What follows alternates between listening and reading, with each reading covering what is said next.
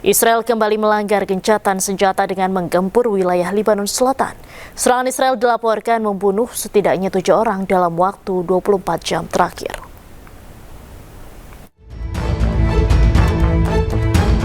Israel kembali langgar gencatan senjata dengan menggempur wilayah Lebanon Selatan.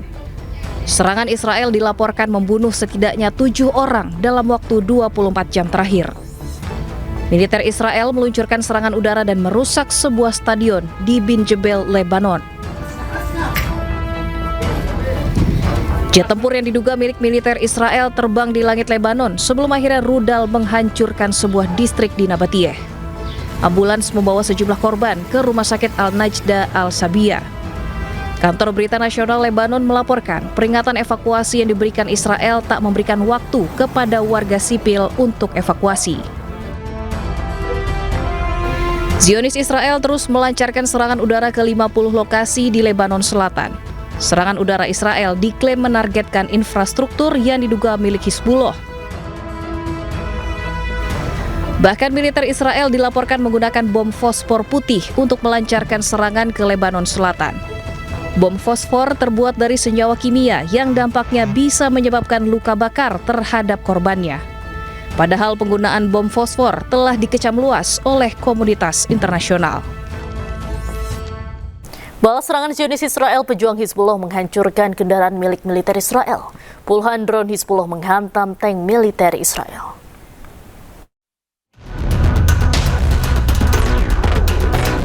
Balas serangan Zionis Israel, pejuang Hizbullah hancurkan kendaraan milik militer Israel. Puluhan drone Hizbullah menghantam tank Merkava 4 milik Zionis Israel. Meski telah dilengkapi alat penangkal drone, tank IDF berhasil dihancurkan dengan peledak anti-tank PG-7 asal Rusia.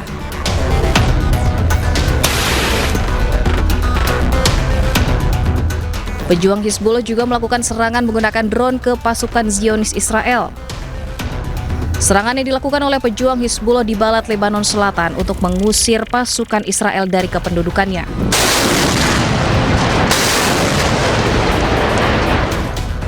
Serangan roket pejuang Hizbullah juga menargetkan militer Israel di Kantara, Lebanon Selatan. Roket-roket Hizbullah ini menargetkan pasukan Zionis Israel yang terus melanggar perjanjian perdamaian dan menghancurkan rumah di desa-desa di Lebanon Selatan. Sedikitnya 16 pangkalan militer milik AS di Timur Tengah dilaporkan hancur akibat serangan Iran selama perang 40 hari sebelum gencatan senjata 7 April lalu. Kerusakan sebagian besar pangkalan militer tersebut termasuk diantaranya aset-aset mahal milik AS.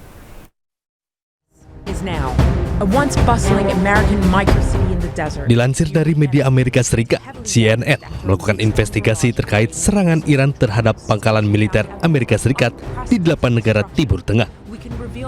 Dampak serangan rudal balistik milik Iran dilaporkan mengalami kerusakan berat hingga tidak lagi berfungsi. Perang antara Iran, Amerika Serikat, dan Israel pecah sejak 28 Februari 2026. Serangan Iran di 16 pangkalan Amerika Serikat ini menyerang aset bernilai tinggi seperti radar canggih, infrastruktur komunikasi, dan pesawat militer Amerika Serikat. Pada serangan ini juga Amerika Serikat menuding Iran memanfaatkan satelit mata-mata buatan Cina TEE-018 untuk memantau dan mengarahkan serangan presisi drone serta rudal ke pangkalan Amerika Serikat.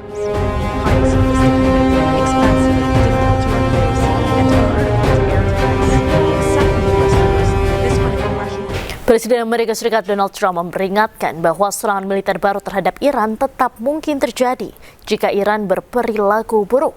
Di sisi lain, militer Iran mengunggah sebuah rudal besar yang ditulis dalam keterangannya adalah sebuah nuklir.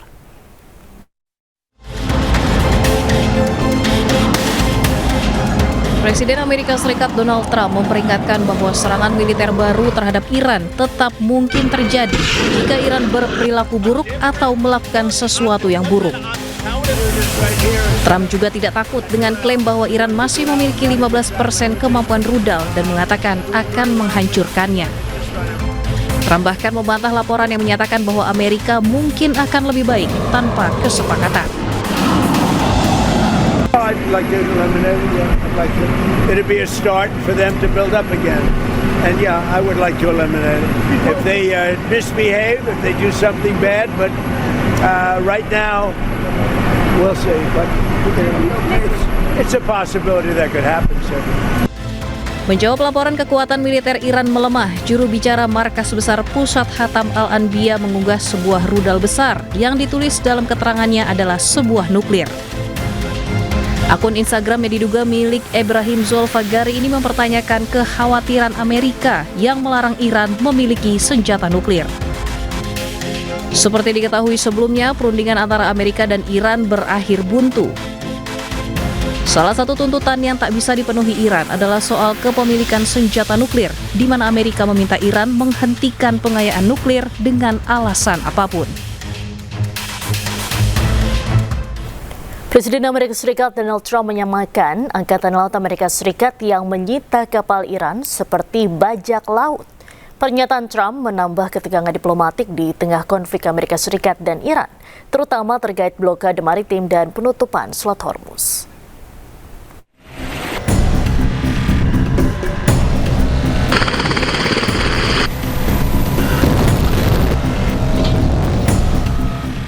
Presiden Amerika Serikat Donald Trump mengatakan Angkatan Laut Amerika Serikat bertindak seperti bajak laut saat menyita kapal Iran beserta muatan minyak dan kargonya. Trump mengenang bagaimana sebuah kapal perusak Amerika Serikat menembaki kapal kargo berbendera Iran Tosca di dekat Selat Hormuz pada 19 April 2026 sebelum kapal tersebut dinaiki marinir Amerika Serikat.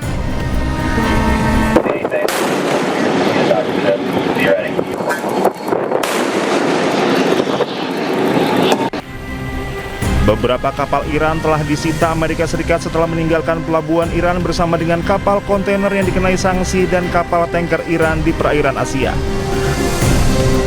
And we took over the ship, we took over the cargo, took over the oil. It's a very profitable business. Who would have thought we were doing that? We're like pirates. We're sort of like pirates. Pernyataan Trump menambah ketegangan diplomatik di tengah konflik Amerika Serikat dan Iran, terutama terkait blokade maritim dan penutupan Selat Hormuz. Iran selama ini menilai operasi penyitaan kapal oleh Amerika Serikat sebagai pelanggaran serius terhadap kebebasan navigasi internasional. Iran melontarkan kecaman keras terhadap Presiden Amerika Serikat Donald Trump setelah pernyataannya yang menyamakan operasi Angkatan Laut Amerika Serikat dengan aksi bajak laut.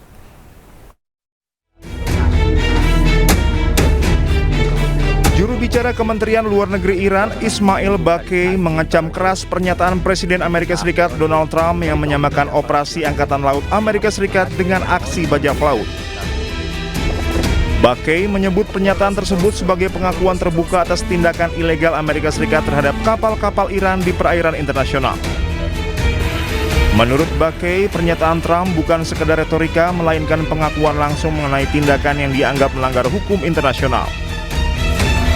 Baqi juga mendesak komunitas global, negara-negara anggota PBB dan Sekjen PBB menolak segala bentuk normalisasi pelanggaran hukum internasional di jalur maritim. Sebelumnya Trump dalam pidatonya di Florida pada Jumat menyatakan Angkatan Laut Amerika Serikat telah menyita kapal Iran beserta muatan minyak dan kargonya. Pernyataan tersebut menambah ketegangan diplomatik di tengah konflik Amerika Serikat dan Iran, terutama terkait blokade maritim dan penutupan Selat Hormuz. Iran selama ini menilai operasi penyitaan kapal oleh Amerika Serikat sebagai pelanggaran serius terhadap kebebasan navigasi internasional. Amerika Serikat mengancam memberikan sanksi kepada pihak yang membayar tarif Selat Hormuz kepada Iran.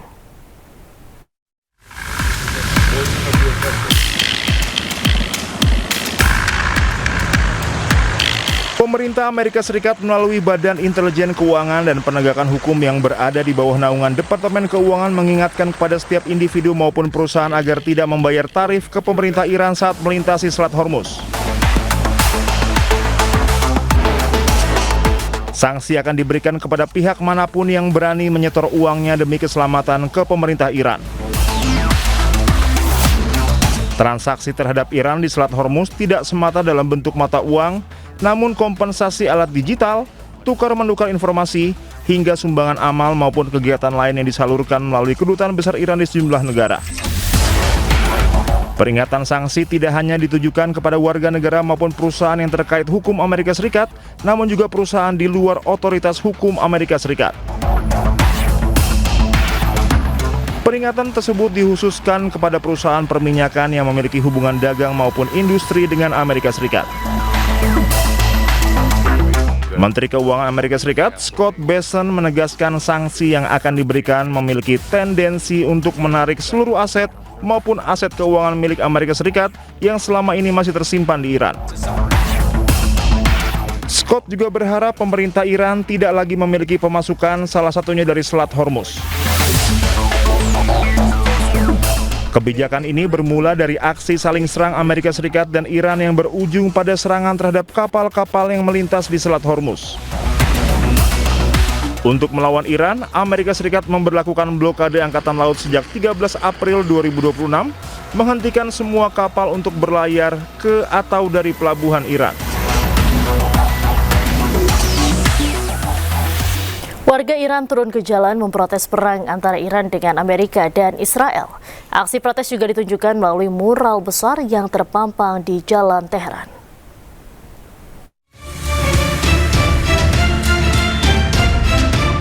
Warga Iran baik pria maupun wanita berpartisipasi dalam inisiatif sukarela di pusat kota Teheran pada hari Sabtu. Mereka secara bergantian mengibarkan bendera nasional mereka sebagai bentuk protes terhadap perang AS-Israel dan juga solidaritas yang sejalan dengan pemerintah. Inisiatif yang disebut Tanpa Tiang Bendera Tanpa Masalah ini melibatkan warga Iran yang secara bergiliran memegang bendera dengan tangan mereka sepanjang waktu.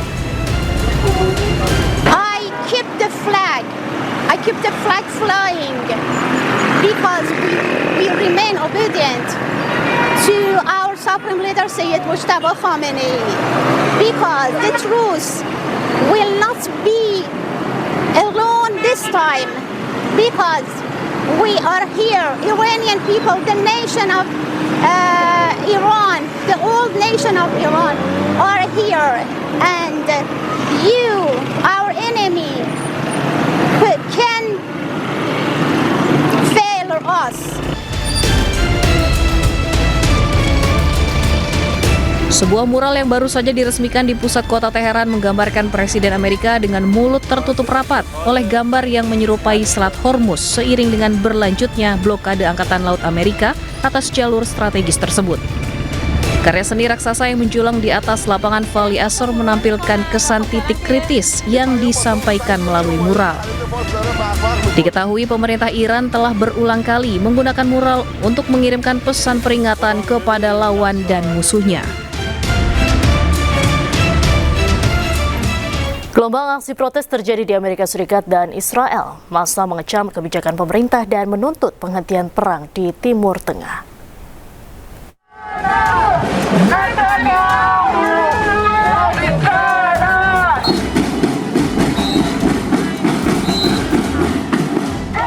Ratusan demonstran berkumpul di Habima Square, Tel Aviv menggelar aksi menentang pemerintahan Perdana Menteri Israel Benjamin Netanyahu. Para demonstran membawa bendera Israel dan meneriakkan slogan anti pemerintah. Massa menuntut penghentian operasi militer di kawasan Timur Tengah. Sebagian massa juga menyuarakan solidaritas terhadap warga Gaza dengan membawa poster bertuliskan dukungan terhadap rakyat Palestina.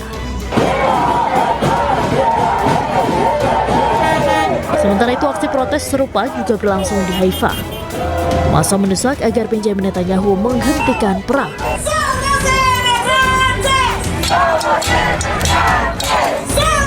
Gelombang protes juga terjadi di Washington DC, Amerika Serikat, bertepatan dengan momen May Day. Para demonstran turun ke jalan memprotes kebijakan pemerintah Amerika Serikat, termasuk keterlibatan Amerika Serikat dalam konflik dengan Iran. Massa membawa berbagai spanduk tuntutan penghentian perang serta menyerukan diakhirinya eskalasi konflik di Timur Tengah. Aksi protes ini mencerminkan meningkatnya tekanan publik global untuk segera menghentikan perang dan membuka jalur diplomasi. Maskapai penerbangan Amerika Serikat Spirit Airlines menghentikan seluruh operasinya secara mendadak menyusul lonjakan harga bahan bakar akibat konflik Timur Tengah. Hal ini membuat ribuan penumpang terlantar tanpa penerbangan pengganti maupun bantuan.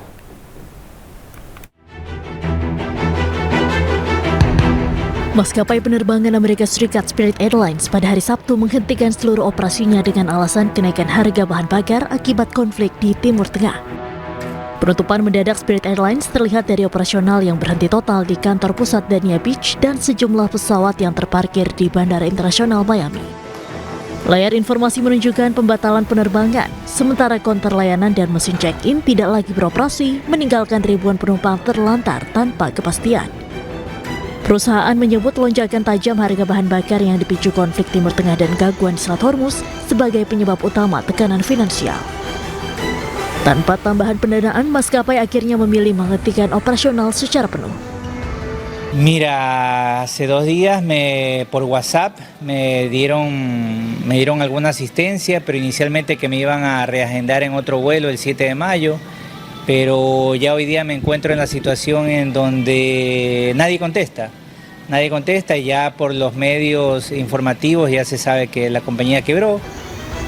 Para penumpang pun mengaku kebingungan karena tidak mendapatkan informasi terkait pengembalian dana maupun alternatif perjalanan.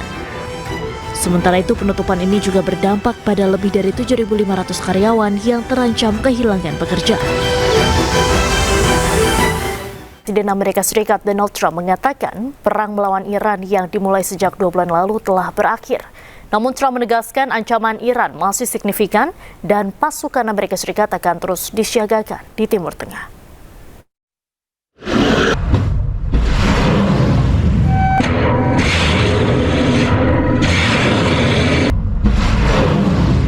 Presiden Amerika Serikat Donald Trump mengumumkan kepada Kongres bahwa perang melawan Iran telah berakhir.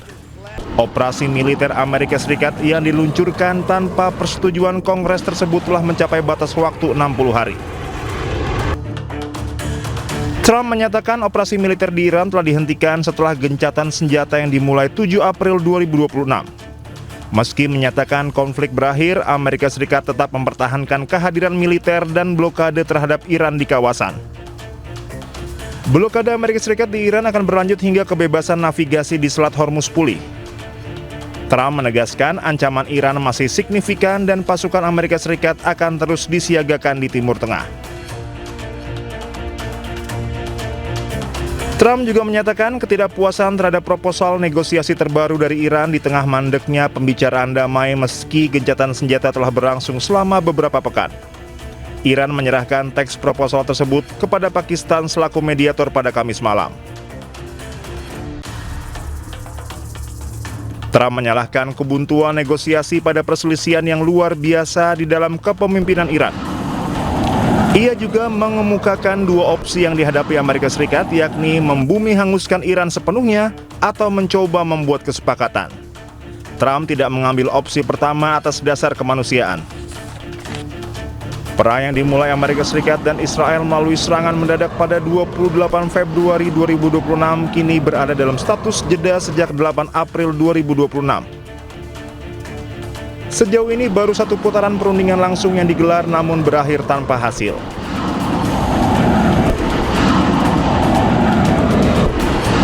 Berdasarkan Undang-Undang Kekuasaan Perang, Presiden Amerika Serikat memiliki waktu 60 hari melancarkan perang tanpa persetujuan Kongres. Dengan menyatakan perang melawan Iran berakhir, Trump secara efektif mengatur ulang hitungan waktu yang memungkinkannya memulai kembali perang di kemudian hari dengan jangka waktu 60 hari. Dan untuk membahas selengkapnya kami telah terhubung dengan dosen hubungan internasional Presiden University, Teguh Reza Shah. Selamat sore Pak Reza. Selamat sore, salam dari Presiden University. Baik, Pak Reza, Amerika Serikat ini kan mengklaim perang di Iran telah berakhir sejak gencatan senjata 7 April lalu. Bagaimana Anda melihat klaim AS ini, Pak? Saya melihat ini Donald Trump ini benar-benar pemimpin yang sangat cerdas dan juga berpikir sangat strategis. Dan dia mampu bermain 2 muka ya. Di satu sisi Amerika Serikat dinyatakan sudah menang perang, kemudian berhasil membangun sebuah gencatan senjata dan mengatakan Iran sudah kalah total. Tapi tujuannya ini apa gitu? Tujuannya adalah mencegah penghakiman Kongres yang memaksanya mengakhiri perang yang sudah 60 hari. Dengan demikian Donald Trump ini tidak kehilangan muka di dalam negeri dan berpotensi mengembalikan marwah Partai Republik. Karena untuk 30 hari ke depan, Trump itu berwenang memperkenalkan sebuah aturan yang bernama 1973 War Powers Resolution, di mana dibutuhkan 30 hari tambahan guna menyelesaikan berbagai hal ihwal yang menyangkut pengembalian pasukan Amerika Serikat ke dalam negeri. Namun tentunya ada udang di balik batu ini, di mana 30 hari ke depan ini saya perkirakan Amerika Serikat akan berusaha sekuat mungkin menyelesaikan perang melawan Iran, sehingga memungkinkan Amerika Serikat mengalahkan Iran, kemudian mendukung ide Greater Israel, sekaligus meniadakan potensi Cina menggunakan minyak dari Iran. Karena seperti kita ketahui bersama, Amerika Serikat berhasil menyetop minyak dari Venezuela ke China. Kemudian juga sekarang berpotensi juga kalau sekiranya dia menang, dia berpotensi juga meniadakan minyak dari Iran ke Cina, sehingga dengan demikian MAGA itu Make America Great Again berpotensi dimenangkan oleh Donald Trump, dan China itu dibuat 10 tahun menderita secara energi. Ini perkembangan 48 jam terakhir ini menunjukkan memang Donald Trump itu kualitasnya luar biasa, tapi apakah ini akan dibuktikan di lapangan, ini adalah hal yang lain lagi. Baik. Kalau kita lihat kapal induk USS Gerald R. Ford juga ditarik Pak dari Timur Tengah. Apakah ini menandakan Amerika saat ini ingin menurunkan tensi dulu ketegangan di Timur Tengah? Saya mencoba melihatnya dari kacamata militer klasik ya. Rujukan saya adalah Sun Tzu dalam bukunya The Art of War. Jadi Iran ini dibuat bingung terus-menerus sehingga Iran terbuang energinya untuk memikirkan apakah yang akan dilakukan oleh Amerika Serikat. Apakah akan melakukan serangan terstruktur, ataukah akan melakukan blokade, ataukah akan menggunakan serangan darat. Ini masih membingungkan. Tapi untuk USS Gerald Ford tersebut, ini jawabannya gitu. Ini yang membuat Iran itu bingung, karena USS Gerald Ford itu kan memiliki memiliki pesawat tempur, memiliki personil, dan juga sebuah kapal induk ini memiliki deretan-deretan kapal-kapal di bawah laut, kemudian di atas permukaan, dan juga di ruang angkasa. Jadi ini yang membingungkan. Tapi juga saya cukup terkejut dengan melihat statement dari Washington Post, di mana mengatakan bahwa walaupun kecaman Amerika Serikat itu terhadap Iran itu irasional, tapi yang dimungkinkan terjadi adalah kematian lebih lanjut dalam jumlah besar di Iran. Dan ini kita bisa membayangkan suatu potensi di mana dalam 30 hari ke depan ini akan terjadi perang yang lebih dahsyat. Dan untuk itu USS Gerald Ford ini saya pikir mungkin saja dia ditarik mundur, tapi pada saat yang sama dia juga bisa saja berputar-putar sekitar 100 km dalam radius awalnya. Dan untuk itu menyiapkan kapal jet fighters dan juga submarines untuk menjalankan aksi-aksi perang yang skenario-nya ini kita tidak ketahui bersama. Karena bagaimanapun Amerika Serikat pernah malu kan, dia mengatakan perang ini akan tuntas dalam waktu 4 hari, pemerintahannya akan bubar, kemudian Iran tidak akan memiliki lagi persenjataan nuklir, dan juga tidak memiliki koleksi dari peluru kendali. Ternyata semua itu meleset, dan ini yang tampaknya akan dipraktekkan oleh Donald Trump 30 hari ke depan.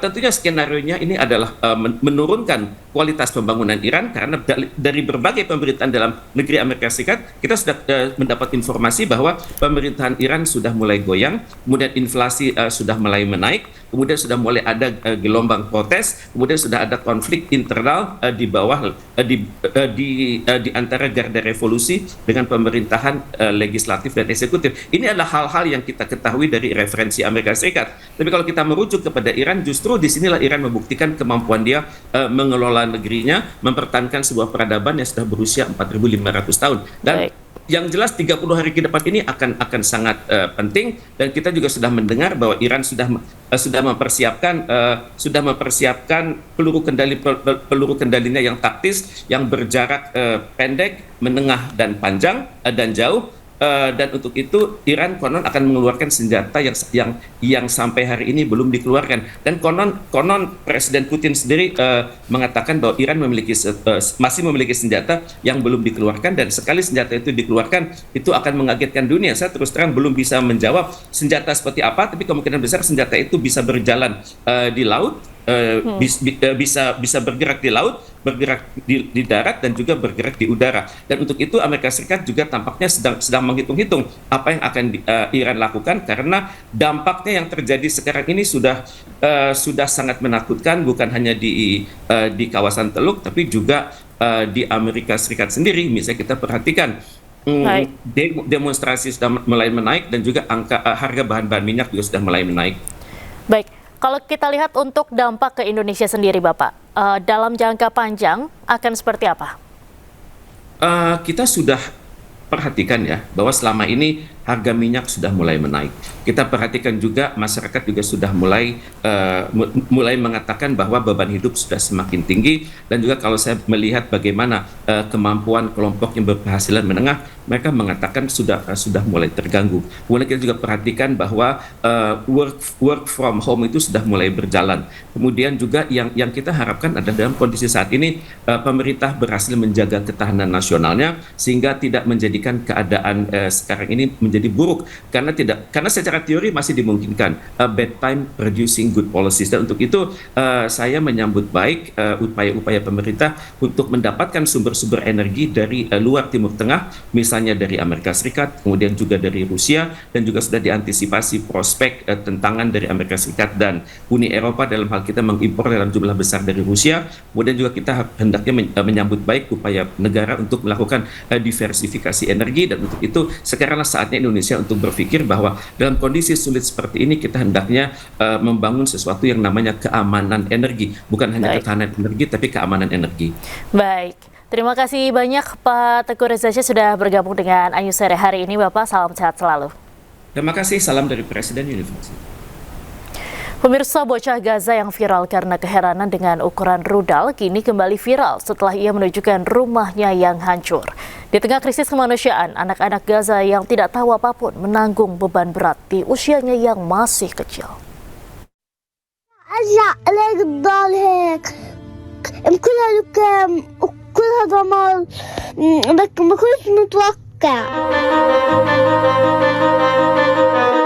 Bocah lucu asal Gaza, Palestina bernama Amro kini kembali viral mengundang keprihatinan warganet. Amro menunjukkan rumahnya yang hancur akibat rudal Israel.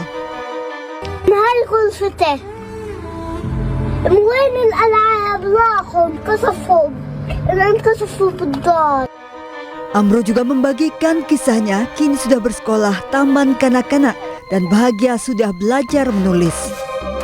اليوم أنا رحت على الروضة علمت هذا الحرف وهذا الحرف وهذا الحرف صلحت لي الأنطة شوفوا إيش كتبت له. Sebelumnya Amro viral karena keheranan melihat ukuran rudal yang ternyata besar di tempatnya bermain dekat rumahnya. Tidak hanya Amro, anak-anak Gaza lainnya tetap bersekolah meski dalam kondisi sulit.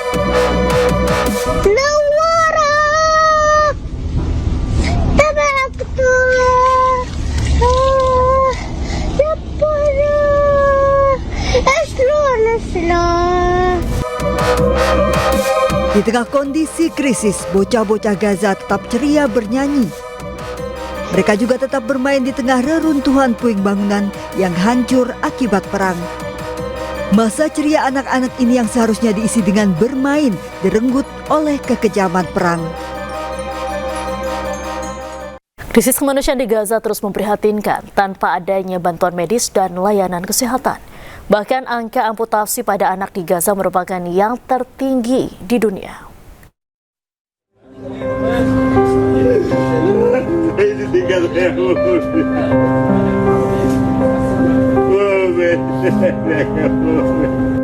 Tangis histeris Musab Abu Taimah tak kuasa menahan sakit di tangan dan kakinya. Warga Gaza berusia 46 tahun ini kehilangan anggota tubuhnya sedikit demi sedikit akibat tidak adanya suplai medis di jalur Gaza. Ujung jari tangan dan kakinya mulai membiru dan menghitam hingga akhirnya harus diamputasi.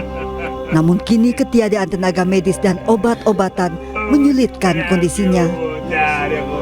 Kondisi Musab membutuhkan dokter spesialis yang hanya ada di luar Gaza. Angka amputasi di Gaza terus meningkat seiring blokade bantuan oleh Israel. Tak hanya orang dewasa, bahkan anak-anak Gaza juga menghadapi kesulitan yang sama. Mereka harus kehilangan kaki ataupun tangannya akibat konflik. Bahkan Maret lalu viral saat seorang dokter terpaksa melakukan amputasi pada seorang bocah tanpa anestesi atau obat bius. Namun bocah malang ini meninggal tak lama setelah operasi karena ketiadaan obat dan membuat para dokter menangis. Dikutip dari Al Jazeera, data Lembaga Humaniti dan Inklusi Inggris menunjukkan angka amputasi anak di Gaza yang tertinggi di dunia. Tiap harinya lebih dari 10 anak di Gaza terpaksa diamputasi salah satu kaki ataupun kedua kakinya.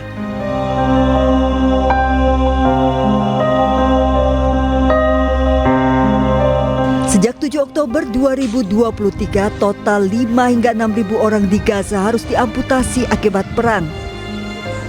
Blokade bantuan internasional ke Gaza oleh Israel menambah sulitnya penanganan krisis kemanusiaan di Gaza. Kematian menghantui Gaza tidak lagi hanya karena perang, namun juga karena kelaparan dan infeksi akibat ketiadaan bantuan medis.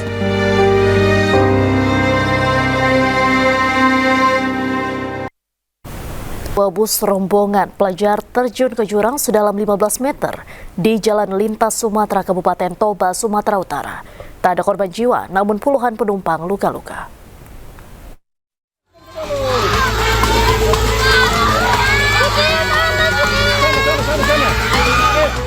Kecelakaan terjadi saat sebuah bus pariwisata yang mengangkut 58 penumpang melintasi turunan tajam di Jalan Lintas Sumatera, Kabupaten Toba, Sumatera Utara. Kondisi jalan yang licin akibat hujan deras dan berkabut diduga menjadi penyebab utama bus terjun ke jurang. Sopir bus hilang kendali dan menabrak pembatas jalan hingga jatuh ke jurang. Warga dan pengendara yang melintas berupaya melakukan evakuasi para korban. Bus tersebut mengangkut 58 orang terdiri dari 43 anak sekolah dan 13 pendamping termasuk sopir dan kenek. Meski tidak menimbulkan korban jiwa, peristiwa ini menyebabkan puluhan penumpang mengalami luka-luka. 43 orang terluka dan dirawat di sejumlah rumah sakit. Dari Kabupaten Toba, Sumatera Utara, Dharma Setiawan Anyus melaporkan.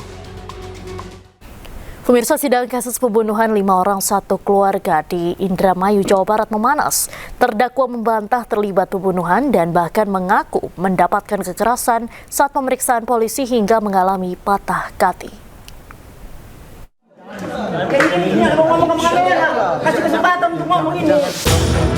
Suasana ketegangan sempat mewarnai usai sidang kasus pembunuhan terhadap 5 orang korban dalam satu keluarga di Pengadilan Negeri Indramayu.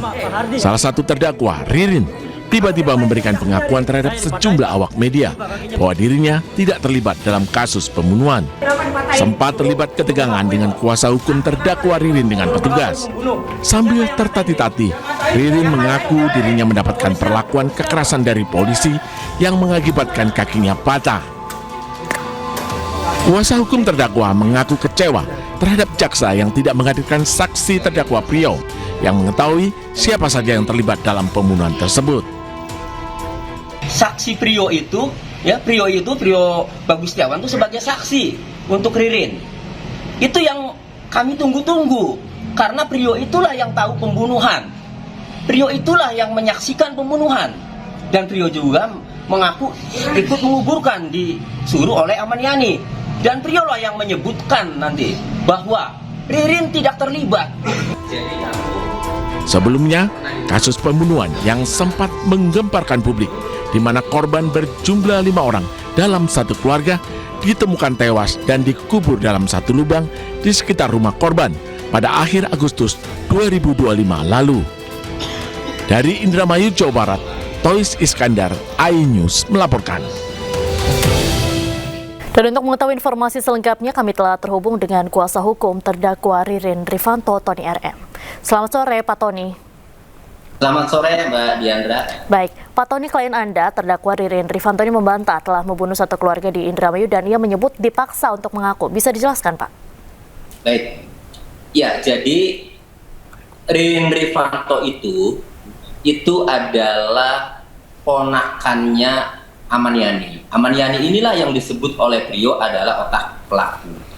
Nah, jadi Ririn ini sama Aman Yani ini ya memang karena hubungannya adalah paman sama ponakan. Pada bulan Mei tahun 2025, si Ririn ini pernah diminta oleh Aman Yani untuk menemani nagih utang ke korban Budi. Utangnya 150 juta. Nah, kemudian setelah ditemani itu Budi bayar 30 juta. Kemudian sisanya 120 juta itu masih belum dibayar oleh korban Budi. Nah, 24 Agustus 2025 ya, Ririn ini ditelepon lagi oleh pamannya Aman Yani, ditawari pekerjaan. Dan Aman Yani juga punya utang kepada Ririn karena Ririn waktu jadi marketing Bank BJB dan Aman Yani itu pimpinan Bank BJB ya, di cabang di Indramayu, kantor cabang pembantu ya, di Indramayu. Nah, karena sama ponakan ya akhirnya insentif atau komisi Ririn ini diutang sama Aman Yani hampir totalnya 490 juta. Dan kemudian udah berhasil dibayar, diurus oleh pengacaranya Ririn waktu itu ya dari Indramayu juga berhasil dibayar 190 juta sehingga utangnya Aman Yani kepada Ririn tinggal 300 juta. Nah, ketika ditelepon Aman Yani ingin ketemu penawaran pekerjaan, Ririn kebetulan karena ini saya mau nagih utang yang 300 jutanya, ketemulah di suatu tempat makan ya di Universitas di Indramayu. Nah, sama Prio. Nah, Prio ini terdakwa satunya. Nah, kemudian setelah ngobrol-ngobrol nanti kerjanya di Serang, Banten ya, tapi berangkatnya seminggu lagi. Tapi Ririn kemudian disuruh beli makan, pergilah Ririn. Berarti di tempat makan itu hanya ada Aman Yani dan Prio. Lalu Prio ditawari, Prio kamu mau nggak kerja nagih utang? Nah, mau Prio, karena pernah pengalaman kerja di Buana Kredit katanya. Nah, akhirnya Prio ini dikasih uang 1 juta oleh Aman Yani dan dikasih handphone untuk komunikasi. Tapi Aman Yani ngomong, jangan kasih tahu Ririn kerjaan ini. Udah, Ririn kembali bawa makanan. Makanan 4 bungkus, lalu Aman Yani pergi mengambil 2 bungkus, masuk ke mobil, ada istrinya, istri barunya, karena sudah cerai dengan bibinya Ririn. Jadi pamannya Ririn itu karena menikahi bibi kandungnya Ririn. Berangkat pergi. Nah, Ririn sama Prio membawa nasi 2 bungkus pulang. Nah, 2 hari kemudian, 26 Agustus 2025, Prio ditelepon oleh Aman Yani di handphone yang dikasih itu. Prio, kamu punya palu tidak? Buat apa Pak Aman? Buat nakut-nakutin aja kalau mau nagih utang. Kan itu.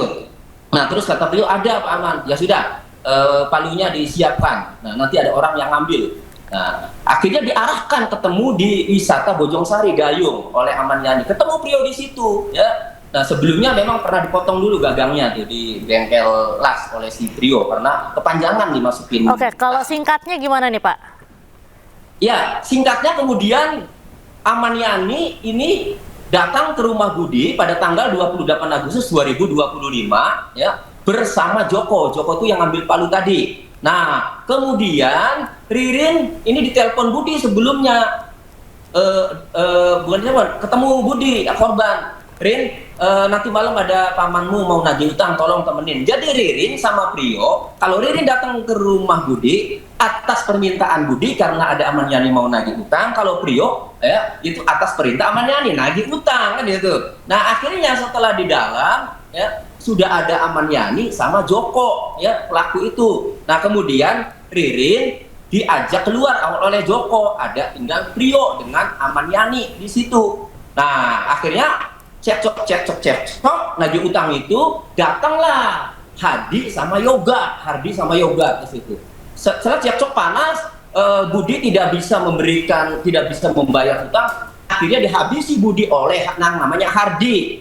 Nah, jadi Ririn itu tidak tahu lagi keluar sama Joko. Nah, kemudian istrinya Budi Ois, Pak Sahroni dan 2 anaknya dihabisi oleh yang namanya Yoga. Prio menyaksikan sendiri. Itu Bu. Nah, kemudian setelah pembunuhan selesai, ya, kemudian Ririn sama Joko itu balik, tetapi Ahmad Yani, Hadi Yoga udah pergi, ya, meninggalkan lokasi. Udah rapi semuanya, udah detail segala macam. Nah, Ririn ini tidak tahu menau. Nah, Joko si Prio menutupi karena udah perintah Ahmad Yani, jangan buka kalau kamu jangan buka rahasia ini, nanti kamu saya tawarkan uang 100 juta, kata Prio kan. Prio itu sudah nggak bisa apa-apa karena memang itu menyaksikan kan. Nah, akhirnya sampailah kemudian Joko ini ngomong bahwa Budi itu saudara saya, jadi udah tenang aja. Si Ririn nanya, mana si Budi? Nah, Budi lagi keluar sama Ahmad Yani alasannya. Nah, ini rumah siapa yang nungguin? Kan saya saudaranya, kata Joko. Nah, kemudian kalau istrinya mana? Istrinya lagi sakit, kata Joko. Dibawa sama Pak Sahroni dan 2 orang anaknya ke rumah saudaranya Sahroni. Sehingga Ririn percaya, makanya Ririn di situ terus. Nah, kemudian adanya sidik jari Ririn di situ, itu karena Ririn kan tidak tahu ada pembunuhan. Ya, biasa aja di situ ngambil botol pape, semprotan nyamuk di situ. Mau pulang tidak boleh sama Joko, suruh nungguin rumahnya Budi karena Joko saudaranya Budi. Itu, nah akhirnya sampailah kemudian terjadi mobilnya dibawa sama Joko, Ririn tidak tahu. Kemudian Ririn suruh ngambil Prio suruh ngambil ATM brilingnya Budi juga, Prio tidak tahu kan. Artinya kalau Prio mah memang tahu ya, kalau Ririn tidak tahu kan. Nah, kemudian sampailah ditangkap. Nah, ditangkap ini Ririn ini kan tidak terlibat karena saat terjadi pembunuhan, ya. Ririn tidak di TKP, datang juga sudah rapi, Prionya nutupi. Nah, tetapi pada saat ditangkap itulah Ririn ini dianiaya, disiksa dari mulai ditangkap di Gedokan Bunder itu di Mes Nelayan. Itu Ririn langsung dihantam, pelipisnya pada pegang pistol sampai berdarah, dipukulin, dimasukin mobil, Prio dipukulin semuanya, seret masukin mobil, terus sampai di pertengahan jalan suruh telungkup di dor kakinya, nah disiksa sampai kemudian mereka suruh mengakui sebagai pembunuhnya. Meskipun udah disebut nama Ahmad Yani dan Joko, jangan bawa-bawa orang lain katanya. Akhirnya mereka nggak tahan dan terima kasih Pak Tony. Mohon maaf durasi kami sudah akan memasuki azan maghrib. Terima kasih Bapak sudah bergabung dengan Ayu sore hari ini. Salam sehat selalu Bapak. Ya. Israel kembali melanggar gencatan senjata dengan menggempur wilayah Lebanon Selatan. Serangan Israel dilaporkan membunuh setidaknya 7 orang dalam waktu 24 jam terakhir.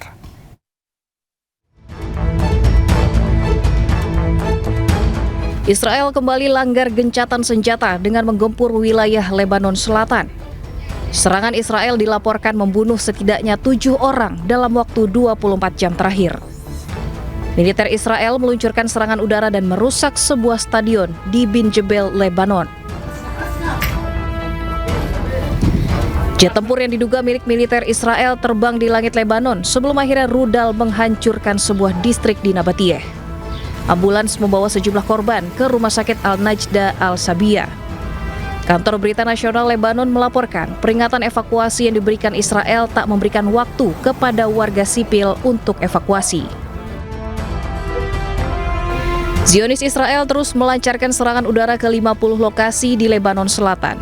Serangan udara Israel diklaim menargetkan infrastruktur yang diduga milik Hizbullah. Bahkan militer Israel dilaporkan menggunakan bom fosfor putih untuk melancarkan serangan ke Lebanon Selatan. Bom fosfor terbuat dari senyawa kimia yang dampaknya bisa menyebabkan luka bakar terhadap korbannya. Padahal penggunaan bom fosfor telah dikecam luas oleh komunitas internasional. Yang membalas serangan Zionis Israel, pejuang Hizbullah menghancurkan kendaraan milik militer Israel. Puluhan drone Hizbullah menghantam tank militer Israel.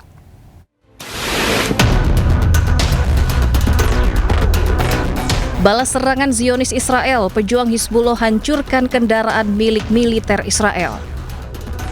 Puluhan drone Hizbullah menghantam tank Merkava 4 milik Zionis Israel. Meski telah dilengkapi alat penangkal drone, tank IDF berhasil dihancurkan dengan peledak anti-tank PG-7 asal Rusia.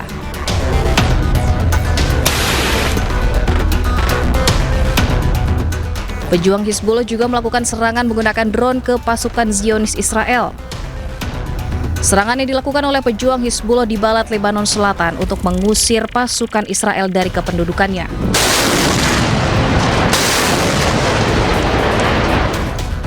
Serangan roket pejuang Hizbullah juga menargetkan militer Israel di Kantara, Lebanon Selatan.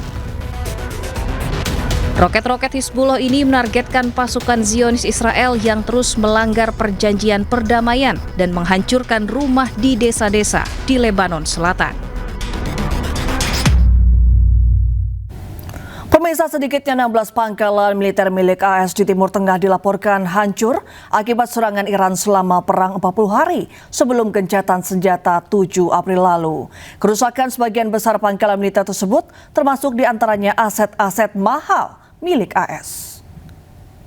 This is now a once bustling American microcity in the desert. Dilansir dari media Amerika Serikat, CNN melakukan investigasi terkait serangan Iran terhadap pangkalan militer Amerika Serikat di 8 negara Timur Tengah.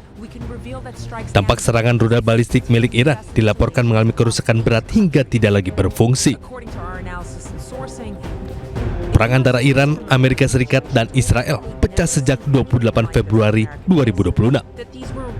Serangan Iran di 16 pangkalan Amerika Serikat ini menyerang aset bernilai tinggi seperti radar canggih, infrastruktur komunikasi, dan pesawat militer Amerika Serikat. Pada serangan ini juga Amerika Serikat menuding Iran memanfaatkan satelit mata-mata buatan Cina TEE-018 untuk memantau dan mengarahkan serangan presisi drone serta rudal ke pangkalan Amerika Serikat.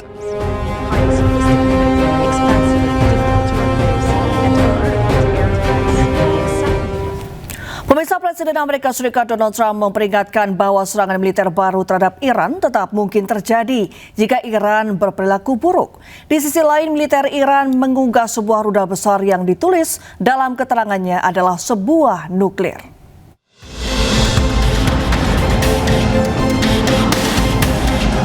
Presiden Amerika Serikat Donald Trump memperingatkan bahwa serangan militer baru terhadap Iran tetap mungkin terjadi jika Iran berperilaku buruk atau melakukan sesuatu yang buruk. Trump juga tidak takut dengan klaim bahwa Iran masih memiliki 15% kemampuan rudal dan mengatakan akan menghancurkannya. Trump bahkan membantah laporan yang menyatakan bahwa Amerika mungkin akan lebih baik tanpa kesepakatan. I'd like to eliminate it. Yeah, I'd like to. It'd be a start for them to build up again. And yeah, I would like to eliminate it. If they misbehave, if they do something bad, but right now, we'll see. But it's a possibility that could happen. So. Menjawab laporan kekuatan militer Iran melemah, juru bicara Markas Besar Pusat Hatam Al-Anbiya mengunggah sebuah rudal besar yang ditulis dalam keterangannya adalah sebuah nuklir. Akun Instagram yang diduga milik Ibrahim Zulfagari ini mempertanyakan kekhawatiran Amerika yang melarang Iran memiliki senjata nuklir. Seperti diketahui sebelumnya, perundingan antara Amerika dan Iran berakhir buntu. Salah satu tuntutan yang tak bisa dipenuhi Iran adalah soal kepemilikan senjata nuklir, di mana Amerika meminta Iran menghentikan pengayaan nuklir dengan alasan apapun. Presiden Amerika Serikat Donald Trump menyamakan Angkatan Laut Amerika Serikat yang menyita kapal Iran seperti bajak laut. Pernyataan Trump menambah ketegangan diplomatik di tengah konflik Amerika Serikat dan Iran, terutama terkait blokade maritim dan penutupan Selat Hormuz.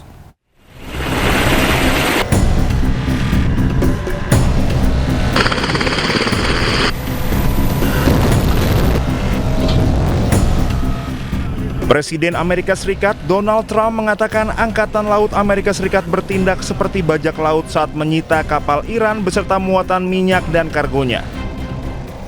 Trump mengenang bagaimana sebuah kapal perusak Amerika Serikat menembaki kapal kargo berbendera Iran Tosca di dekat Selat Hormuz pada 19 April 2026 sebelum kapal tersebut dinaiki marinir Amerika Serikat.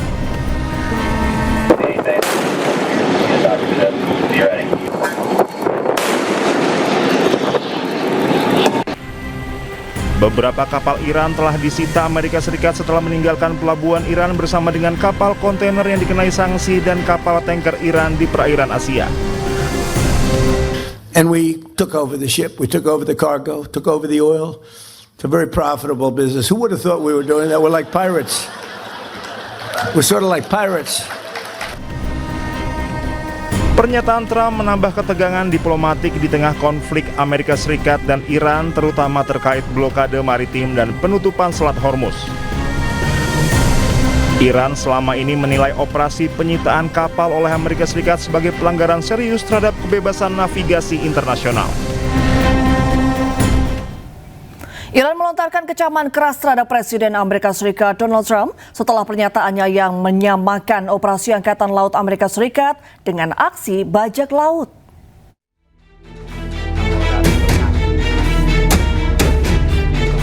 Juru bicara Kementerian Luar Negeri Iran, Ismail Baqi, mengecam keras pernyataan Presiden Amerika Serikat Donald Trump yang menyamakan operasi Angkatan Laut Amerika Serikat dengan aksi bajak laut.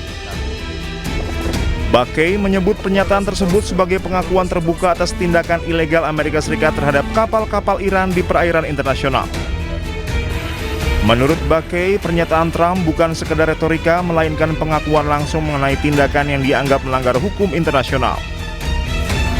Baqi juga mendesak komunitas global, negara-negara anggota PBB dan Sekjen PBB menolak segala bentuk normalisasi pelanggaran hukum internasional di jalur maritim. Sebelumnya Trump dalam pidatonya di Florida pada Jumat menyatakan Angkatan Laut Amerika Serikat telah menyita kapal Iran beserta muatan minyak dan kargonya. Pernyataan tersebut menambah ketegangan diplomatik di tengah konflik Amerika Serikat dan Iran, terutama terkait blokade maritim dan penutupan Selat Hormuz. Iran selama ini menilai operasi penyitaan kapal oleh Amerika Serikat sebagai pelanggaran serius terhadap kebebasan navigasi internasional. Ya, selain itu pemirsa, Amerika Serikat mengancam memberikan sanksi kepada pihak yang membayar tarif Selat Hormuz kepada Iran.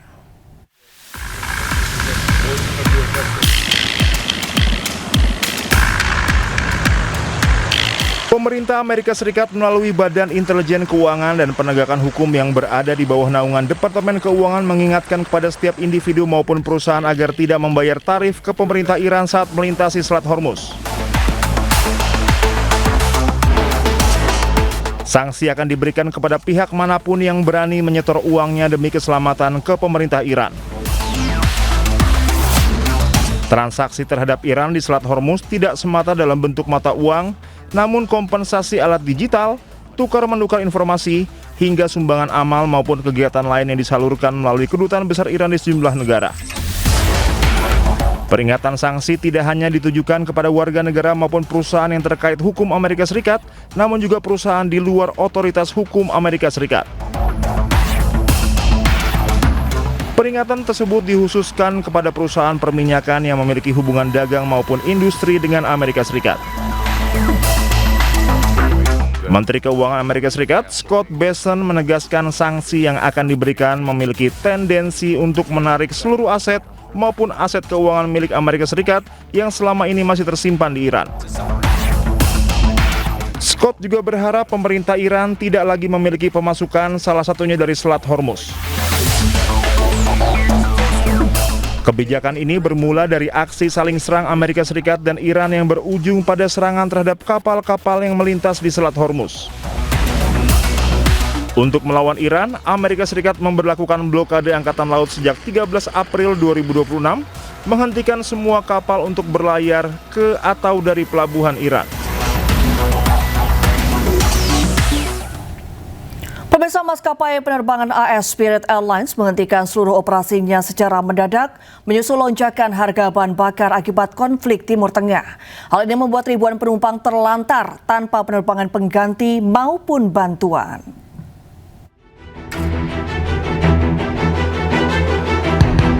Maskapai penerbangan Amerika Serikat Spirit Airlines pada hari Sabtu menghentikan seluruh operasinya dengan alasan kenaikan harga bahan bakar akibat konflik di Timur Tengah. Penutupan mendadak Spirit Airlines terlihat dari operasional yang berhenti total di kantor pusat Dania Beach dan sejumlah pesawat yang terparkir di Bandara Internasional Miami. Layar informasi menunjukkan pembatalan penerbangan, sementara konter layanan dan mesin check-in tidak lagi beroperasi, meninggalkan ribuan penumpang terlantar tanpa kepastian. Perusahaan menyebut lonjakan tajam harga bahan bakar yang dipicu konflik Timur Tengah dan gangguan di Selat Hormuz sebagai penyebab utama tekanan finansial. Tanpa tambahan pendanaan, maskapai akhirnya memilih menghentikan operasional secara penuh. Mira, hace 2 días por WhatsApp me dieron alguna asistencia, pero inicialmente que me iban a reagendar en otro vuelo el 7 de mayo, pero ya hoy día me encuentro en la situación en donde nadie contesta y ya por los medios informativos ya se sabe que la compañía quebró. Para penumpang pun mengaku kebingungan karena tidak mendapatkan informasi terkait pengembalian dana maupun alternatif perjalanan. Sementara itu penutupan ini juga berdampak pada lebih dari 7.500 karyawan yang terancam kehilangan pekerjaan. Sejumlah pemukim ilegal Israel menyerang warga Jabal Jalis, Hebron, Palestina. Para pemukim ilegal ini memaksa merebut tanah warga Jabal Jalis. Allahu Akbar! Allahu Akbar! Allahu Akbar! Sejumlah warga Jabal Jalis terus berteriak dan mempertahankan tanah milik mereka. Namun pemukim ilegal Israel menyerang dan memaksa masuk. Warga mengusir pemukim ilegal keluar dari tanah mereka. Hingga kini belum diketahui bagaimana nasib warga Jabal Jalis. Allahu Akbar! Allahu Akbar! Sementara itu pemirsa, pemukim ilegal Israel juga menyerang warga Kristen di desa Kristen Taibeh dan Deir Jarir di tepi barat Palestina. Pemukim ilegal bermasker ini juga melempari warga dengan batu. Meski warga tidak melawan, para pemukim ilegal ini tetap melempar batu.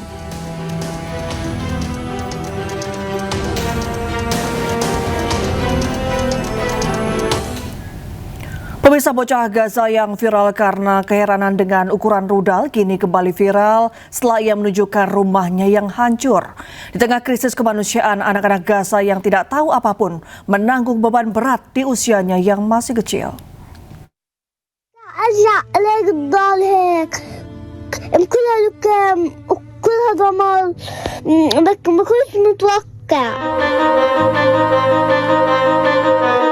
Bocah lucu asal Gaza, Palestina bernama Amro kini kembali viral mengundang keprihatinan warganet. Amro menunjukkan rumahnya yang hancur akibat rudal Israel.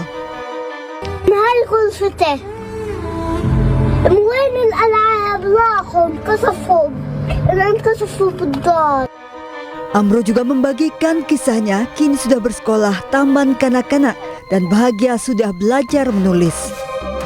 اليوم أنا رحت على الروضة علمت هذا الحرف وهذا الحرف وهذا الحرف شرحت لي الأنطة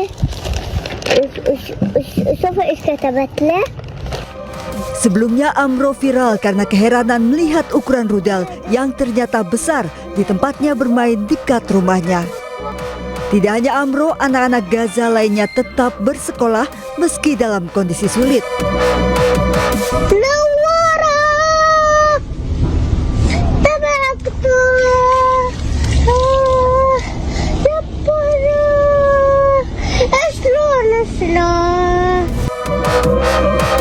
Di tengah kondisi krisis, bocah-bocah Gaza tetap ceria bernyanyi. Mereka juga tetap bermain di tengah reruntuhan puing bangunan yang hancur akibat perang. Masa ceria anak-anak ini yang seharusnya diisi dengan bermain direnggut oleh kekejaman perang. Ya, krisis kemanusiaan di Gaza terus memprihatinkan tanpa adanya bantuan medis dan layanan kesehatan. Bahkan angka amputasi pada anak di Gaza merupakan yang tertinggi di dunia.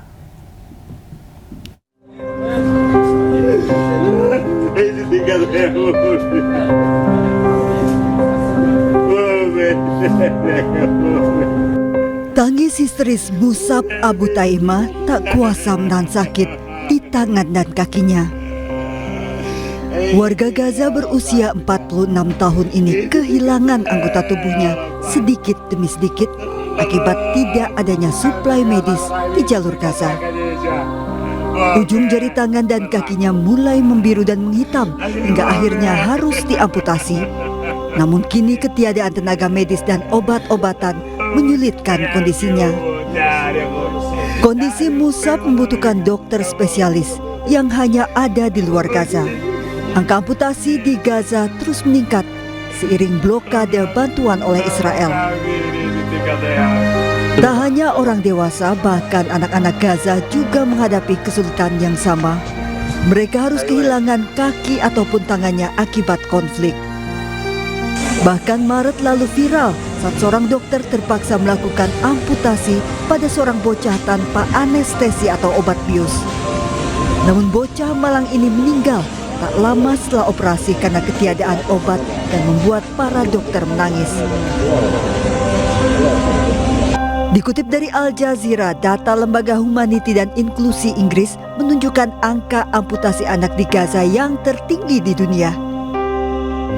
Tiap harinya lebih dari 10 anak di Gaza terpaksa diamputasi salah satu kaki ataupun kedua kakinya.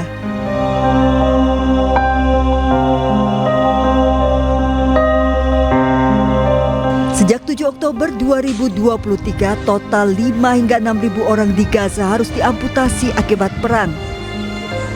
Blokade bantuan internasional ke Gaza oleh Israel menambah sulitnya penanganan krisis kemanusiaan di Gaza. Kematian menghantui Gaza tidak lagi hanya karena perang, namun juga karena kelaparan dan infeksi akibat ketiadaan bantuan medis.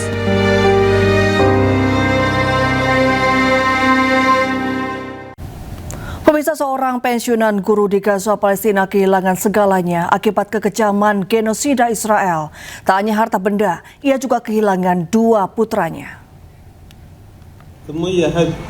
أولاد 2 استشهدوا الله يرحمهم وفيش حد في الدار إلا ولد صغير وأنا و3 بنات مين حال الله يرضى لك بديش حد ناس ساعدوني عمري 54 سنة أنا بقول للعالم. Pensiunan guru di Al Zaitun, Gaza, Palestina menceritakan sulitnya mendapatkan air bersih. Ia tidak sendiri. 2 juta warga Gaza lainnya juga menghadapi krisis yang sama. Kekejaman Israel tak hanya menghabisi nyawa dan membombardir Gaza, namun juga menghancurkan fasilitas yang dibutuhkan secara sistematis hingga menimbulkan krisis berkepanjangan.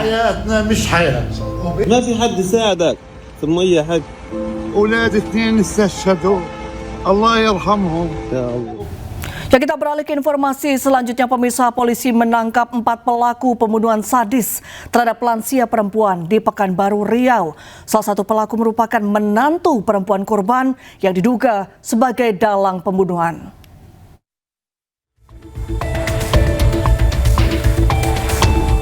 Pembunuhan sadis gegerkan warga Kelurahan Limbungan, Pekanbaru, Riau. Dalam rekaman CCTV terlihat korban, seorang lansia perempuan, sedang duduk berbincang dengan 2 wanita di ruang tamu rumahnya. Tiba-tiba dari arah belakang datang seorang pria membawa balok, lalu memukul korban berulang kali hingga korban terkapar. Usai melakukan tindak kekerasan, pelaku kemudian merusak CCTV di ruang tamu. Selanjutnya, pelaku membawa korban ke dapur dalam kondisi bersimbah darah dan tak bernyawa. Polisi kemudian menangkap 4 pelaku. Salah satu pelaku merupakan menantu korban, wanita berinisial AF, yang menjadi dalang pembunuhan brutal. Usai membunuh, para pelaku juga membawa kabur barang berharga korban. Telah terjadi diduga tindak pidana pencurian dengan kekerasan, yang mana mengakibatkan 1 orang meninggal dunia atas 6 inisial M, umur 60 tahun. Kini polisi masih memeriksa intensif ke-4 pelaku dan mendalami motif pembunuhan. Tim Liputan iNews melaporkan. Pemirsa, Polda Riau mengungkap pelaku perampokan yang disertai pembunuhan terhadap seorang wanita lansia di Pekanbaru. Dari hasil pemeriksaan, motif pelaku yang merupakan menantu korban adalah sakit hati akibat sering dimarahi.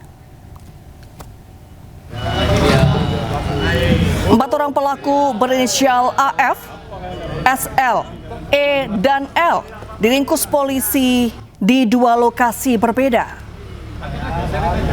AF yang merupakan menantu dari korban adalah otak dari aksi ini. Ia nekat melakukan aksinya karena sakit hati sering dimarahi oleh korban. Keempat pelaku merencanakan aksi perampokan hingga berujung pembunuhan yang menewaskan seorang lansia.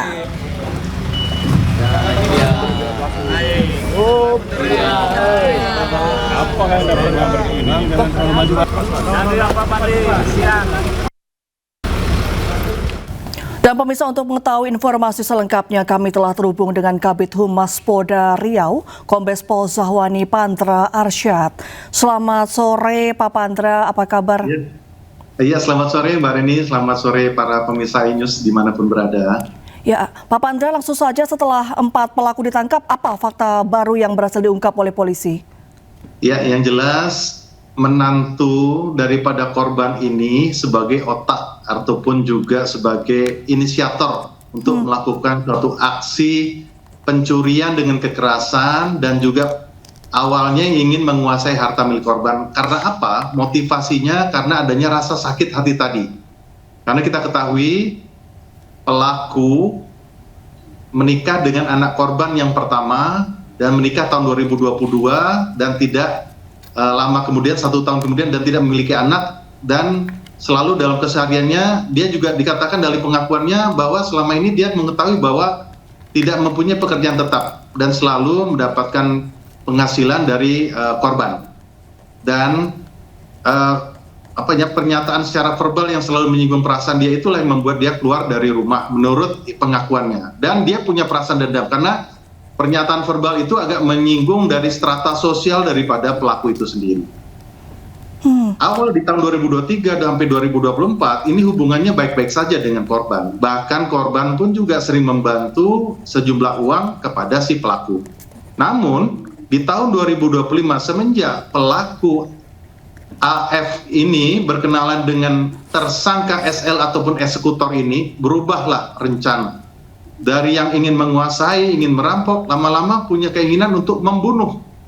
Bahkan mereka sudah mempersiapkan jauh-jauh hari, melakukan survei yang dilakukan sampai 4 kali, dan menyewa kendaraan minibus tersebut yang kita lihat ada warna hitam. Bahkan mereka survei sampai 4 kali, bahkan sudah pernah dilakukan suatu pencurian yang dilakukan pada tanggal 8 April. Kecurigaan daripada keluarga dan juga dari korban tersebut ini sebenarnya sudah diketahui dari tanggal 8 April, sehingga di tanggal 9 April barulah dipasang CCTV yang kita lihatkan, kita saksikan bersama-sama. Jadi CCTV ini belum ada 1 bulan Mbak Reni, dan inilah yang dapat mengungkap semua identitas dan semua pelaku yang dikenal. Jadi perlu saya jelaskan, masing-masing mempunyai peran. Otak daripada perencana ini salah satunya adalah AF sendiri yang ingin menguasai harta korban. Kemudian SL mempunyai tujuan untuk melakukan suatu pembunuhan, ya, sehingga lebih leluasa untuk mengambil barang korban. Bahkan yang akan dia bunuh rencananya adalah 4-empatnya. Karena di dalam rumah itu hanya ada suami korban atas nama Salmon Meha, kemudian anak nomor 1 yang memang istri daripada tersangka, yang satu lagi adalah anak yang nomor 3. Nah, 4 orang itu direncanakan demikian agar leluasa menguasai hartanya. Kemudian peran daripada yang nomor laki-laki yang satu lagi, yaitu adalah tersangka E, hanya sifatnya membantu saja. Dia yang mempersiapkan kayu broti yang diperoleh di salah satu hotel ataupun salah satu hotel yang berada di Jalan Riau, Kota Pekanbaru, yang mempersiapkan. Sedangkan yang satu lagi yang perempuan itu adalah L, sahabat ataupun kawan sama-sama satu permainan pada saat masih di Medan terdahulu. Itu yang bisa kami sampaikan. Dan saat ini dari semua fakta-fakta yang terjadi, semua mereka mengakui terhadap perbuatan yang terjadi, sehingga kami akan memproses sesuai dengan hukum ataupun dengan pemberlakuan hukum KUHP yang baru, yaitu di Undang-Undang Nomor 1 2023 KUHP di pasal 458, 459 dan juga 479, yaitu adalah pembunuhan berencana dan juga pencurian dengan kekerasan mengakibatkan orang meninggal dunia, dan juga ancaman hukumannya mencapai hukuman lebih dari 20 tahun sampai dengan hukuman mati. Begitu Mbak Reni. Baik, terima kasih banyak Pak Pandra atas update-nya. Selamat sore dan salam sehat selalu. Selamat sore, salam fresh. Sebuah mobil mewah menabrak pedagang buah yang sedang menyeberang di Jalan Raya Kalimalang, Durensawi, Jakarta Timur. Korban terpental, sementara pengemudi mobil langsung melarikan diri.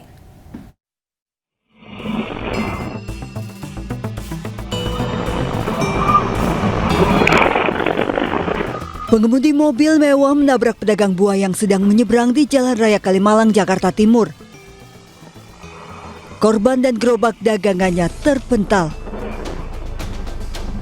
Ironisnya pelaku langsung kabur usai menabrak korban. Dari rekaman CCTV terlihat dari jauh pengemudi berkendara dengan kecepatan tinggi dan menabrak korban. Korban selamat namun mengalami patah tulang di kaki, ditolong warga. Saya kedengeran ada bunyi brak gitu. Nah, terus saya samperin. Nah, orangnya jatuh, sopirnya kabur. Dia sempat berhenti. Habis nabrak dia berhenti sebentar. Saya samperin, kabur.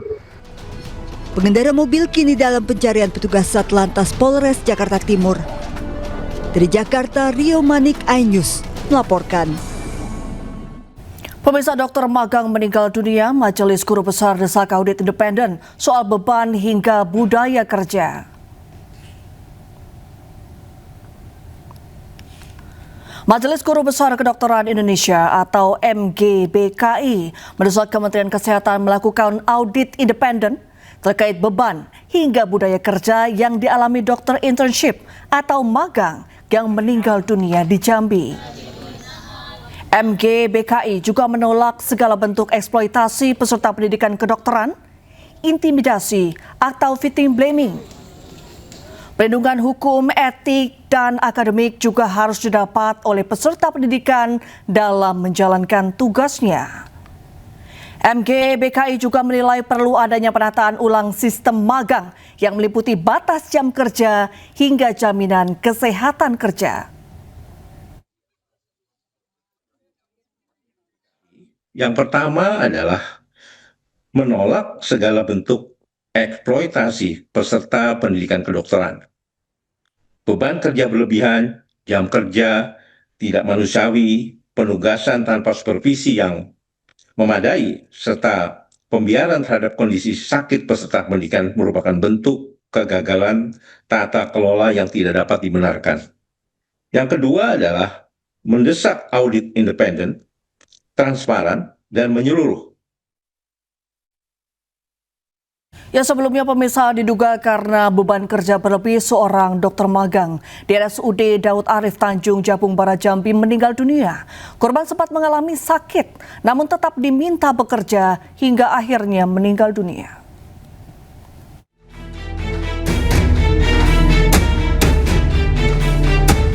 Duka mendalam menyelimuti keluarga Dr. Mita Aprilia Azmi di perumahan Gria Permai, Muara II, Kabupaten Oku Selatan. Mita merupakan dokter intensif Fakultas Kedokteran Universitas Sriwijaya yang bertugas di RSUD Daud Arif Kuala Tungkal Jambi. Diduga Mita meninggal dunia karena kelelahan imbas beban kerja yang berat hingga tetap dipaksa masuk kerja dalam kondisi demam dan sesak nafas. Mita dinyatakan meninggal dunia pada Jumat 1 Mei lalu di RSUP Muhammad Hussein Palembang setelah menjalani perawatan intensif di ICU. Kepergian Dr. Mita meninggalkan duka mendalam, tak hanya bagi keluarga tapi juga bagi rekan sejawat yang mengenalnya. Dr. Mita dikenal sebagai sosok berdedikasi dan bertanggung jawab. Mita teman kami, ini satu wahana dengan kami, juga satu universitas dengan kami. Mita itu orangnya ceria, banyak ngomong, terus itu juga orangnya itu sebenarnya terbuka, kalau ada apa-apa cerita. Nah, kalau kerja di IGD selama ini rajin, semua pekerjaan dia kerjakan dengan sungguh-sungguh sampai selesai, dan juga dia tidak pernah mengeluh sih. Sementara itu, Pengurus Besar Ikatan Alumni Fakultas Kedokteran Universitas Sriwijaya melayangkan surat resmi kepada Kementerian Kesehatan pada 30 April yang mendesak Kementerian Kesehatan segera melakukan audit menyeluruh terhadap RSUD Daud Arif Kuala Tungkal. Kami keluarga besar mendukung apa yang dilakukan oleh Ikatan Keluarga Alumni Unsri untuk melakukan investigasi dari kasus Mita ini. Mudah-mudahan ada titik terang untuk perbaikan kerja dari rekan-rekan dokter intensif ini ke depannya. Pihak keluarga juga berharap pemerintah, khususnya Kementerian Kesehatan, segera menindaklanjuti laporan tersebut dan mengusut tuntas kasus dugaan kelebihan beban kerja. Dari Ogan Komering Ulu Selatan, Sumatera Selatan, Teddy Hendrawan, iNews melaporkan. Informasi selanjutnya, pemirsa, Kepala Badan Komunikasi Pemerintah Muhammad Kodari secara tegas membantah tuduhan kontroversial yang dilontarkan Amin Rais terhadap Sekretaris Kabinet Teddy Indrawijaya. Kodari menyebut dasar tuduhan yang dilayangkan Amin Rais adalah hoax.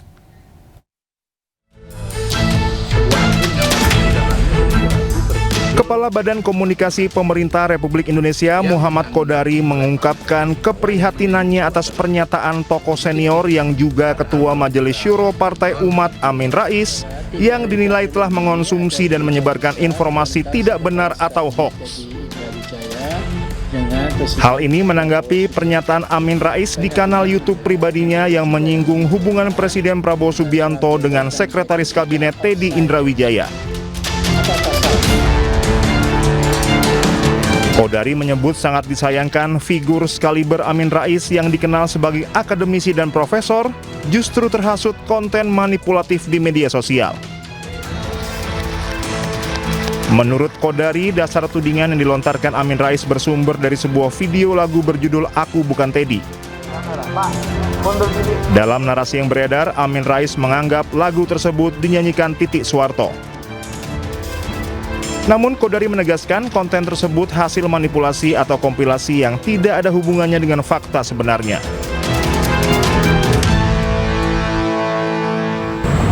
Kalau saya prihatin ya setelah melihat video Pak Amin Rais itu, prihatinnya itu adalah Pak Amin Rais sebagai tokoh, sebagai akademisi, sebagai profesor doktor telah menjadi korban dari hoaks. Kenapa korban dari hoaks? Karena dasar penilaian atau tudingan bahwa Pak Seskap dan Ko Teddy adalah gay itu adalah sebuah akun yang di dalamnya berisi lagu berjudul Aku Bukan Teddy, yang dianggap oleh Pak Amin Rais bahwa yang menyanyi itu adalah Ibu Titi.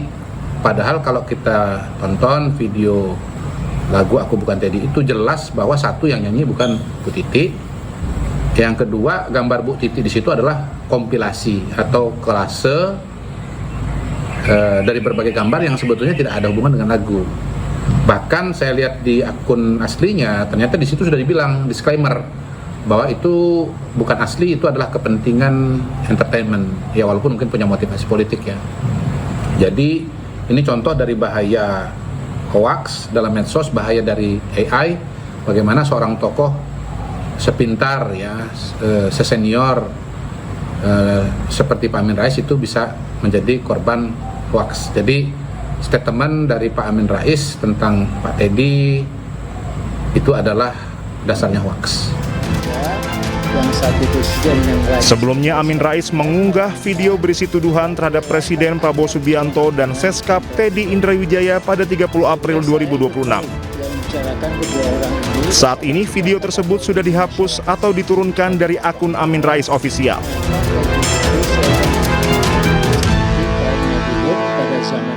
Ya, sementara itu pemirsa, Kemenkomdigi mengambil langkah terkait pernyataan Amin Rais. Sesuai Undang-Undang ITE, Kemenkomdigi telah menurunkan konten yang dinilai bermuatan ujaran kebencian. Dalam statement dari Komdigi jelas bahwa kita akan melakukan langkah-langkah sesuai dengan tugas Komdigi yang diamanahkan di Undang-Undang ITE ketika menemukan hoax dan juga ujaran kebencian. Apa langkah-langkah dan kewenangan Komdigi, teman-teman bisa cek sendiri ya. Jadi salah satunya adalah melakukan take down.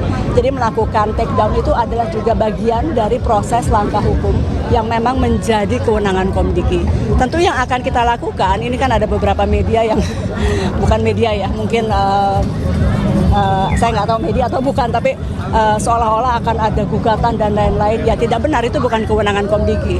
Komdigi jelas menyatakan bahwa langkah yang diambil Komdigi adalah sesuai kewenangan Komdigi di Undang-Undang ITE. Presiden Prabowo Subianto menggelar rapat terbatas Sabtu sore bersama sejumlah anggota Kabinet Merah Putih di Hambalang, Kabupaten Bogor, Jawa Barat. Ratas membahas perkembangan berbagai isu strategis nasional guna memastikan arah kebijakan pemerintah. Dalam rapat, pemerintah turut menaruh perhatian pada aspirasi yang disampaikan oleh Serikat Pekerja.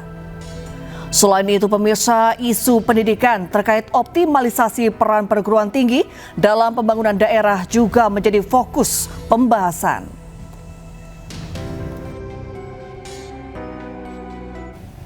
Pemirsa, PT MNC Asset Management bekerjasama dengan Bank Newcomers kembali memberikan informasi mengenai jenis investasi minim resiko di tengah ekonomi global yang bergejolak. Dalam seminar ini, para peserta diberikan literasi dan pemahaman terkait investasi keuangan yang sangat minim resiko, yakni reksadana. Ekonomi global dan fluktuasi pasar keuangan semakin dipenuhi ketidakpastian akibat konflik global yang semakin berkepanjangan. Menghadapi kondisi ini, MNC Asset Management berkolaborasi dengan Bank Newcomers menyelenggarakan seminar edukasi investasi kepada para customer atau nasabah Bank Newcomers. Seminar bertajuk Strategic Outlook Preserving and Growing Wealth in Volatile Markets ini bertujuan untuk memberikan pemahaman kepada masyarakat, khususnya nasabah Bank Newcomers mengenai pentingnya pengelolaan investasi yang tepat dan minim resiko, yakni reksadana. Kita memberikan advice berdasarkan my experience dan juga tim kami untuk investasi ke depan kira-kira yang lebih terjaga dengan kondisi saat seperti ini seperti apa. Contohnya ada produk yang kami jual di BNC, itu adalah namanya MNC Dana Syariah, di mana itu ada reksadana pendapatan tetap syariah yang memberikan return yang indikasi cukup stabil dengan saat ini berdasarkan fund fact terakhir di Maret 2026 itu satu tahunnya di 7,77% net per tahun. Kami menargetkan adalah masyarakat untuk bisa lebih mengenal ya tentang investasi reksadana, di mana reksadana itu merupakan salah satu bentuk investasi yang memberikan keuntungan di dalam kondisi saat ini. Melalui kerjasama ini, MNC Asset Management dan Bank Newcomers menghadirkan reksadana MNC Dana Syariah. Nasabah Bank Newcomers dapat dengan mudah mengakses dan bertransaksi reksadana langsung melalui aplikasi Neobank yang tersedia di App Store maupun Google Play Store. Dari Malang, Jawa Timur, Denny Irwansah, iNews melaporkan. Pemirsa, Klinik Kesehatan Haji Indonesia KKHI Madinah memberangkatkan pasien menuju kota Mekah Al-Mukarramah. Para pasien berangkat dengan didampingi 1 dokter dan 1 perawat. 3 jemaah haji Indonesia yang menjalani perawatan di KKHI Madinah mulai diberangkatkan menuju Mekah dalam kondisi kesehatan yang membaik. Mereka diberangkatkan dengan ambulans dari KKHI Madinah menuju KKHI Mekah. Ketiga pasien ini didampingi oleh 1 dokter dan 1 perawat. Tercatat sekitar 48 jemaah haji Indonesia masih dirawat di Rumah Sakit Arab Saudi.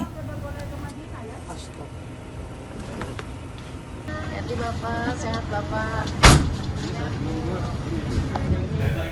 Ya pemirsa, secara bergelombang jemaah calon haji yang diberangkatkan dari Madinah sudah tiba di Mekah. Untuk mengetahui informasi selengkapnya, kita langsung bergabung dengan jurnalis iNews Eti Juwitasari di Madinah, Arab Saudi. Assalamualaikum, selamat sore waktu Jakarta, Mbak Eti. Ya, ada update terbaru apa terkait kedatangan calon jemaah haji asal Indonesia di sana, Mbak Eti?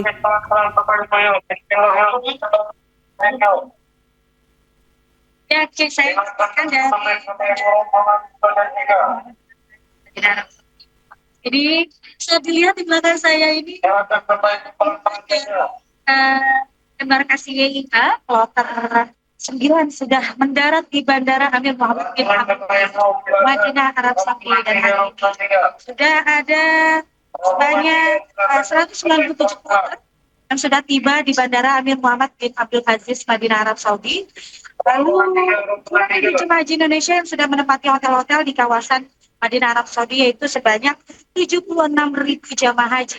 Terkait dengan pendorongan jemaah haji dari Madinah menuju ke Mekah, hari ini terus dilakukan di hari keempat ini pendorongan jemaah haji Indonesia menuju ke Mekah.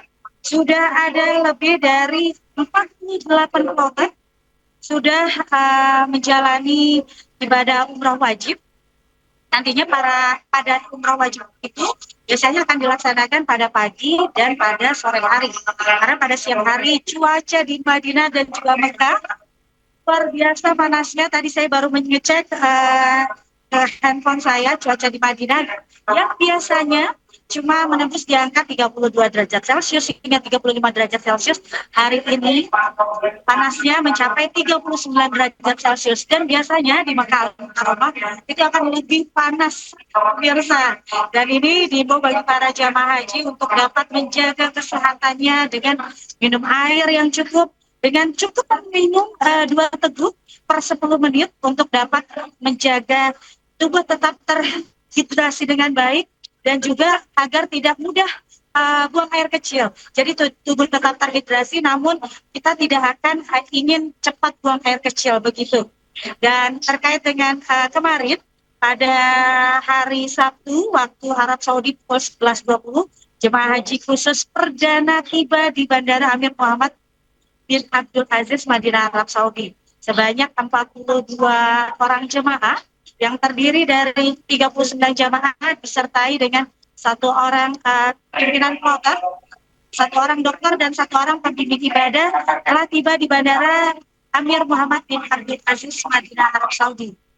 Nantinya para jamaah haji khusus ini akan berada di Arab Saudi lebih singkat jika dibanding dengan para jemaah haji dari reguler. Mereka akan berada di Madinah dan Mekah ini kurang lebih sebanyak 30 hari. Jikalau jemaah haji reguler akan berada di Arab Saudi selama 40 hari. Kembali ke rekan studio. Baik, Mbak Eti, bagaimana terkait dengan pendorongan calon jemaah dari Mekah ke Madinah? Apakah lancar, Mbak Eti? Ya, alhamdulillah sehingga siang hari ini pendorongan jamaah dari Madinah ke Mekah berlangsung lancar. Biasanya dimulai dari pukul 7 pagi hingga keberangkatan terakhir itu pada pukul 5 sore. Dan untuk perjalanannya itu dimulai dari ngambil mikot di Bir Ali. Ini wajib, dan ada 2 skema di sana. Jadi skema yang pertama skema untuk anak muda dan tidak beresiko, dan yang kedua yaitu untuk lansia dan disabilitas. Untuk skema yang pertama yaitu untuk muda dan tidak beresiko, ini harus turun ke masjid dan mengucapkan niat dan juga langsung mengerjakan sholat ihram. Kalau untuk bagi jamaah lansia dan disabilitas ini cukup melafalkan niat ihramnya ini dari atas busnya, dan ia akan didampingi langsung oleh petugas haji tusi bimbingan ibadah. Gitu. Baik, Mbak Eti, terima kasih atas laporan Anda dari Madinah, Arab Saudi. Selamat sore waktu Jakarta dan selamat bertugas kembali. Ya pemirsa, kita ke informasi selanjutnya. Di tengah teriknya suhu ekstrim di Tanah Suci tak menyurutkan semangat juang para petugas haji. Mereka tak hanya menjalankan tugas tetapi juga mengabdikan diri demi memastikan kenyamanan dan keselamatan para jemaah. Dan pemirsa, usai sudah kebersamaan kita dalam Ayu Sore hari ini, temukan informasi-informasi terbaru lainnya di www.inews.id. Cuplikan tayang berita iNews dapat Anda saksikan di kanal YouTube @officialinews. Ya pemirsa, update terus informasi terbaru Anda dan siapkan 3 botol air mineral yang setara 2 liter air untuk 1 hari penuh kesejukan. Saya Reni Arumsari pamit undur diri, selamat beraktivitas dan sampai jumpa.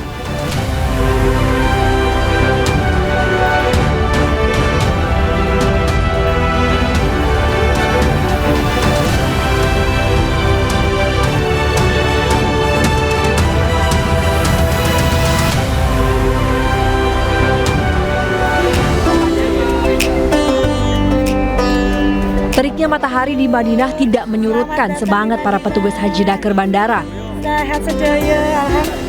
Mereka dengan sigap membantu jemaah yang kelelahan hingga membutuhkan penanganan medis. Para petugas saling bantu untuk satu tujuan, yaitu demi jemaah haji dapat beribadah dengan nyaman. Sejak tiba di Bandara Amma, Madinah, para petugas membantu mengantar jemaah hingga menaiki bus. Jika ada jemaah yang mengalami gangguan kesehatan, tim kesehatan akan segera melakukan pemeriksaan. Alhamdulillah saya pengen ini mendedikasikan diri saya sebagai petugas haji untuk melayani para jamaah haji yang datang ke Madinah. Saya pengen melayani para tamu Allah agar mereka bisa menjadi haji yang mabrur. Meskipun terik panas di Madinah sekitar 37 derajat tidak membuat saya putus asa, malah membuat saya semangat karena bisa bertemu dengan para tamu Allah banyak sekali, ada yang lansia, ada yang disabilitas. Semua petugas Dakar Bandara memastikan kerjasama menjadi kunci utama. Di tengah minimnya waktu istirahat serta tekanan kondisi cuaca, dedikasi mereka tak luntur dan senyum tetap terjaga meski peluh terus mengalir. Perjuangan para petugas haji ini menjadi bukti nyata bahwa pelayanan terbaik untuk jemaah adalah prioritas utama. Di balik ibadah yang khusyuk, ada kerja keras tanpa lelah dari mereka yang mengabdi. Dari Madinah, Arab Saudi, Eti Juwitasari, MCH 2026 melaporkan.